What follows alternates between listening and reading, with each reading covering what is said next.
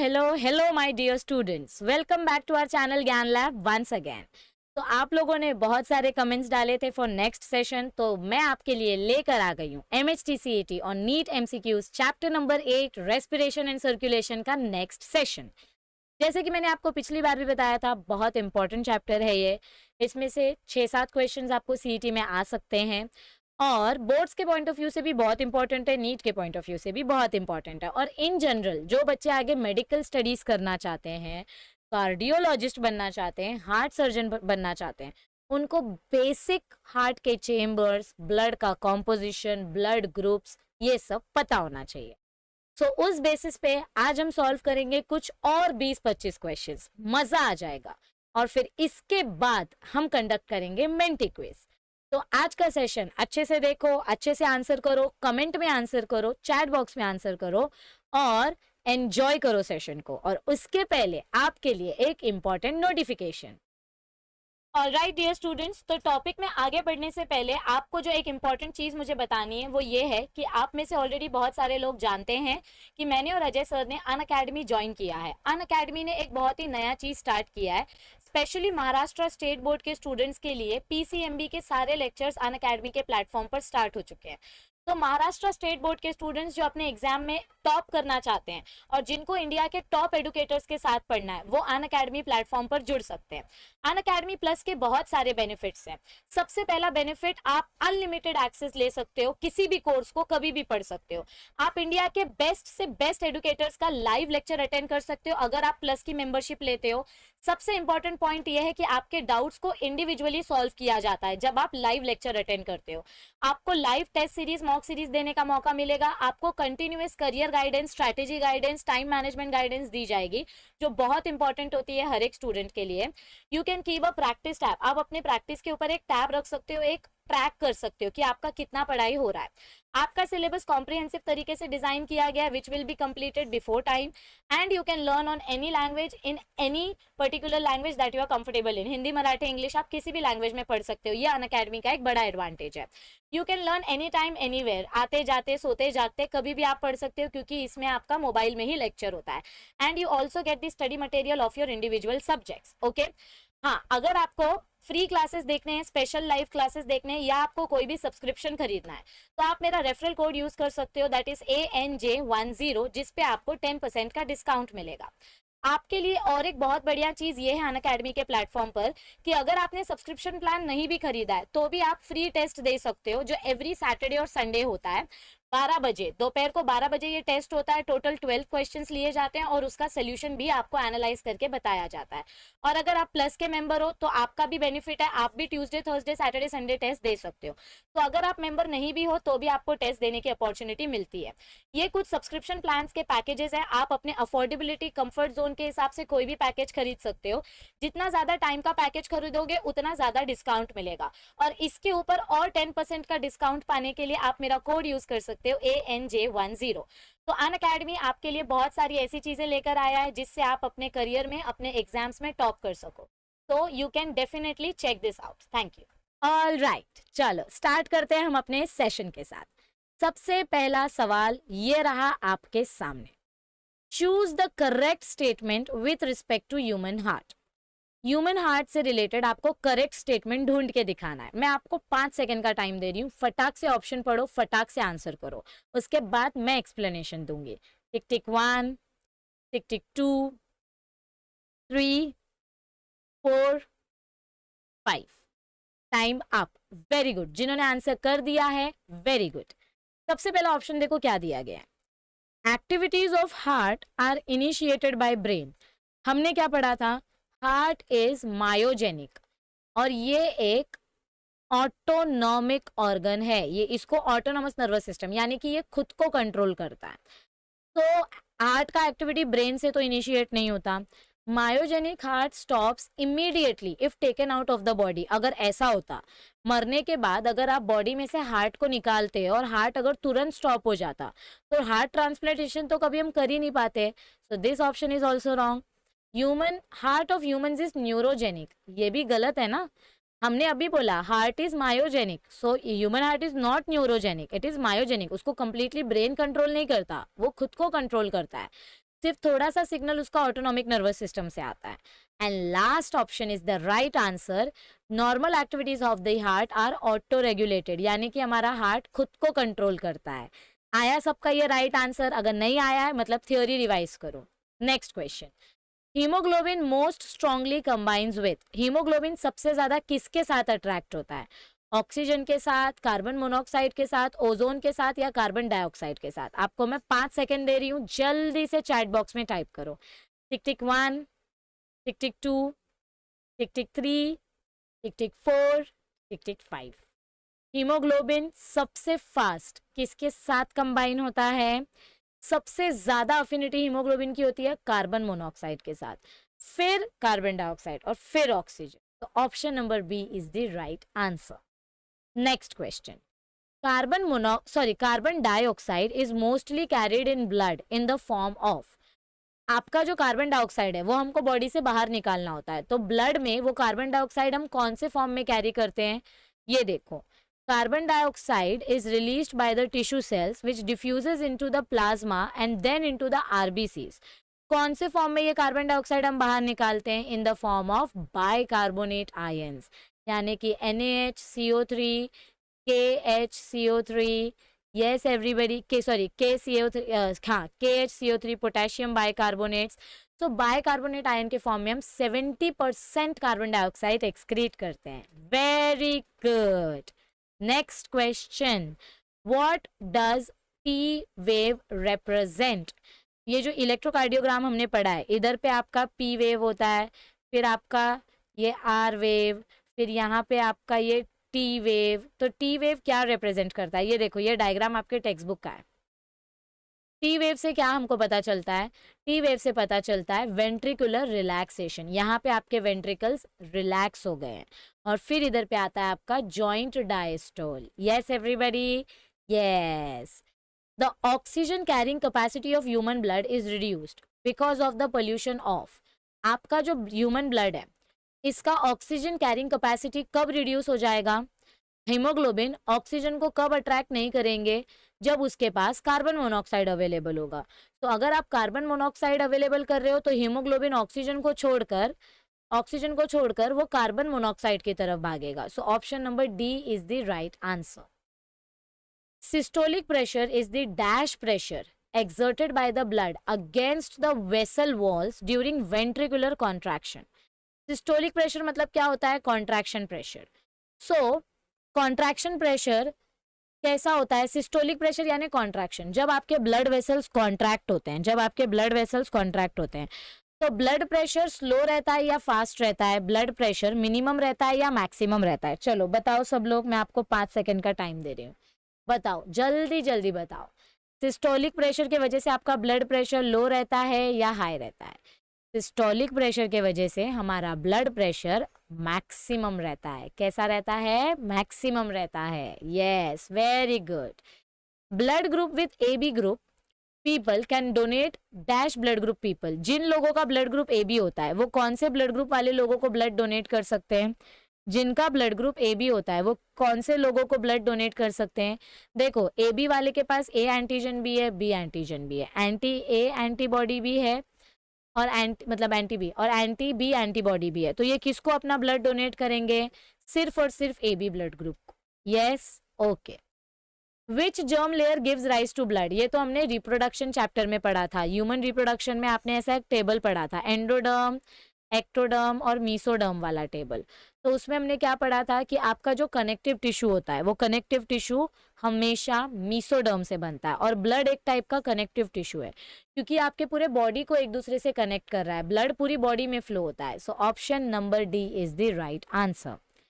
Myocardial infarction is due to, myocardial infarction यानी कि एक चेस्ट पेन, हार्ट अटैक, तो ये किसके वजह से होता है? बताओ, आंसर बताओ। हार्ट मसल्स में इन्फेक्शन होने के वजह से, कोरोनरी वेसल के ब्रेक होने के वजह से, ब्लड वेसल्स में क्लॉट होने के वजह से, या हार्ट मसल्स वीक हो जाते हैं तब? करेक्ट आंसर क्या आएगा इसका? ये टेक्स्ट बुक का ही लाइन है, यहाँ पूरा लाइन मैंने टेक्स्ट बुक से ही उठा के डाला और ये क्वेश्चन रिपीटेड क्वेश्चन है। तो option number D is the right answer. Next question, The defect of incompetence of insufficiency of the valves which makes the valves unable to prevent the backwash of the blood is called as what? देखो आपके आयोर्टा के पास इधर पे ये जो valve होते हैं और पल्मोनरी आर्टरी के पास इधर पे जो वॉल्व होता है सेमिल्यूनार वॉल्व, ये सेमिल्यूनार वॉल्व का काम क्या होता है? बैक फ्लो को प्रिवेंट करना।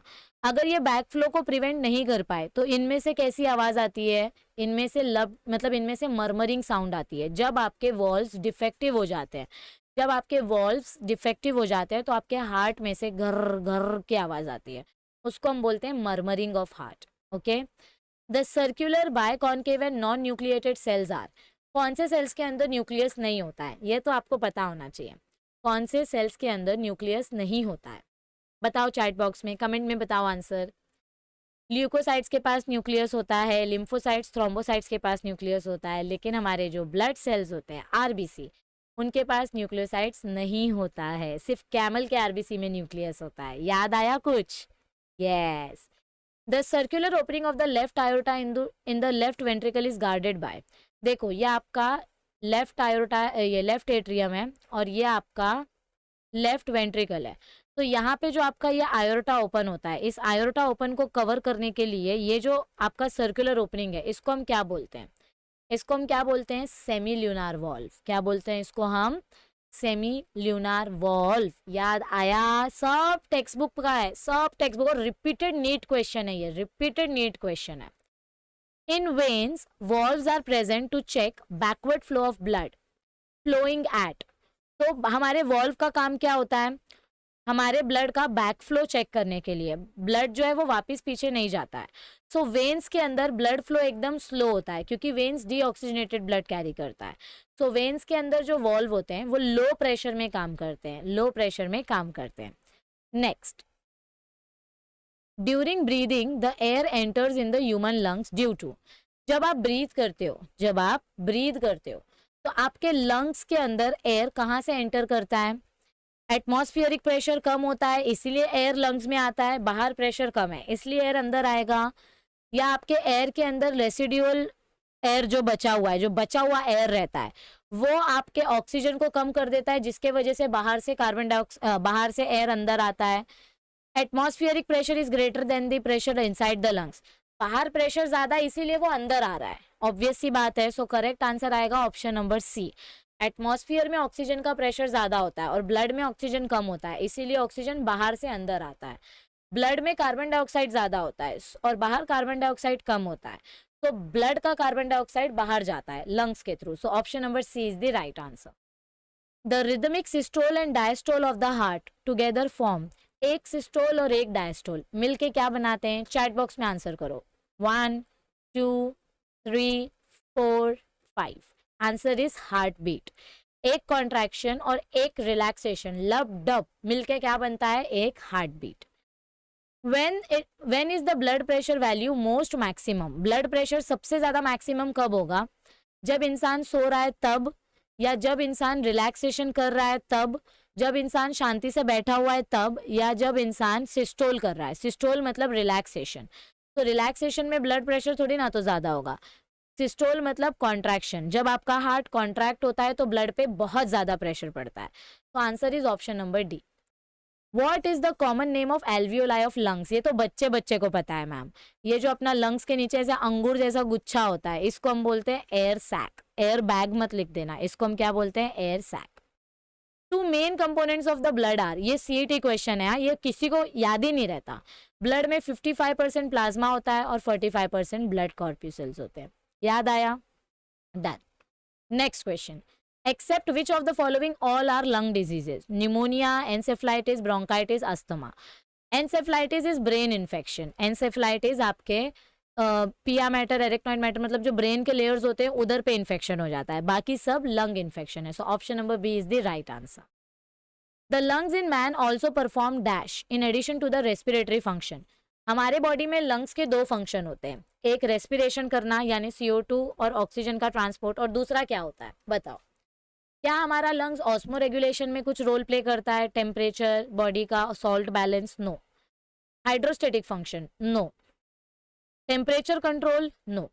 लंग्स का काम होता है एक्सेस CO2 को बाहर फेंकना, यानी एक्सक्रीशन करना, यानी वेस्ट प्रोडक्ट रिमूव करना। तो option number C is the right answer. Coronary sinus is formed by joining together. देखो आपका जो ये हार्ट का राइट वेंट्रिकल होता है बच्चा लोग, अपने हार्ट का ये जो राइट एट्रियम होता है, राइट एट्रियम के पास यहाँ पे पूरे हार्ट के कोरोनरी वेन्स आकर क्या करते हैं, इधर एक साथ ओपन होते हैं, इसको हम बोलते हैं कोरोनरी साइनस। तो coronary veins is the right answer. Which is the correct sequence of layers from outside to inside of heart. Heart के बाहर से लेकर हार्ट के अंदर तक करेक्ट सीक्वेंस कौन सा है? सबसे बाहर कौन सी लेयर होती है? Fibrous pericardium. फिर उसके अंदर कौन सी लेयर होती है? Parietal pericardium. फिर उसके अंदर आपका क्या होता है? पेरिकार्डियल कैविटी यानी पेरिकार्डियम लेयर। फिर उसके अंदर पेरिकार्डियल फ्लूइड। फिर उसके अंदर क्या होगा? ये 3। फिर विसरल लेयर। फिर आपका क्या आता है? Visceral layer. सो ये हो जाएगा 5th लेयर। तो दिस इज 5th। और फिर लास्ट में आपका हार्ट का मायोकार्डियम। तो this is the right sequence. बाकी सब सीक्वेंस गलत है, मैच करके देखो। तो आंसर क्या आएगा? Option number A. ये डायग्राम याद रहना चाहिए, मैंने बहुत डिटेल में इसका लेक्चर लिया था। Slaughter house of RBC is, slaughter house यानी कि डेड आरबीसीज कलेक्ट करना या आरबीसीज को किल करना, ओल्ड आरबीसीज को किल करना। किधर पे आपके आरबीसीज किल करते हुए कलेक्ट होते हैं? स्प्लीन में। कचरा कौन कलेक्ट करता है आरबीसी का? स्प्लीन हमारे बॉडी का कचरे का डब्बा है। Next, the rate of heart beat is slowed down by. हमारा हार्ट का जो रेट होता है वो कौन स्लो करता है? हमारा ब्लड प्रेशर कौन लो करता है? देखो सिंपैथेटिक नर्व्स क्या करते हैं? हार्ट को एक्साइट करते हैं। और पैरासिम्पैथेटिक नर्व्स क्या करेंगे? ये रिलैक्स करेंगे। तो अब तुम खुद बताओ, चैट बॉक्स में बताओ क्या आएगा इसका राइट आंसर। क्रेनियल नर्व्स तो ब्रेन के नर्व्स है, ये नहीं आएंगे। स्कियाटिक नर्व्स ये दूसरे नर्व्स है, ये प्रेशर मेंटेन करते हैं, ये भी नहीं आएंगे। आपका जो सिंपैथेटिक नर्व्स और पैरासिम्पैथेटिक नर्व्स है, इसमें से कौन सा नर्व काम करेगा? पैरासिम्पैथेटिक नर्व्स हार्ट बीट को स्लो करता है, रिलैक्स करता है। Dash attaches pulmonary trunk and pulmonary aorta. Pulmonary trunk और पल्मोनरी आयोर्टा के बीच में देखो, ये आपका पल्मोनरी आयोर्टा है, ये आपके हार्ट का चेम्बर है। ये राइट एट्रियम, ये लेफ्ट एट्रियम, ये राइट वेंट्रिकल, ये लेफ्ट वेंट्रिकल। ठीक है, right atrium, right ventricle, left ventricle. अब ये आपका पल्मोनरी आयोर्टा है और पल्मोनरी ट्रंक। तो पल्मोनरी आयोर्टा और पल्मोनरी ट्रंक को आपस में एक दूसरे से कौन कनेक्ट करता है? लिगामेंटम आर्टेरियोसम। पल्मोनरी ट्रंक और पल्मोनरी आयोर्टा, यहाँ से एक जाता है और यहाँ से एक जाता है। इन दोनों के बीच में यहाँ पे जो कनेक्शन पॉइंट होता है उसको हम बोलते हैं लिगामेंटम आर्टेरियोसम।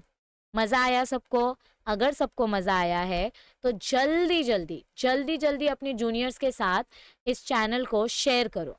जल्दी इस जूनियर्स के साथ इस चैनल को शेयर करो, क्योंकि उनके लिए क्लास 11th और क्लास 12th का पीसी, अभी के लिए तो फिजिक्स एंड बायो का पीडीएफ, अभी के लिए हमने फिजिक्स और बायो का टारगेट नोट्स प्रोवाइड किया है अपने टेलीग्राम चैनल पे। किधर प्रोवाइड किया है? टेलीग्राम चैनल पे। और कुछ दिन में केमिस्ट्री और मैथ्स का नोट्स भी हम अपलोड करने वाले हैं। केमिस्ट्री और मैथ्स का नोट्स भी हम अपलोड करने वाले हैं। जितना हो सके उतना अपने फ्रेंड्स के साथ चैनल को शेयर करो, क्योंकि उनको भी फ्री एजुकेशन, क्वालिटी एजुकेशन मिलना चाहिए। वीडियो अच्छी लगे तो एक लाइक तो बनता है। चैनल को शेयर कर दो, और अगर अब तक सब्सक्राइब नहीं किया है तो किस चीज़ का वेट कर रहे हो? अपने मैम के लिए प्लीज़ चैनल को सब्सक्राइब करो। चलो मिलते हैं जल्दी। All the best, keep studying. Video कैसी लगी कमेंट सेक्शन में बताओ। मेंटी कब चाहिए वो भी कमेंट सेक्शन में बताओ, तो आपके लिए हम जल्दी मेंटी लेकर आएंगे। Bye bye.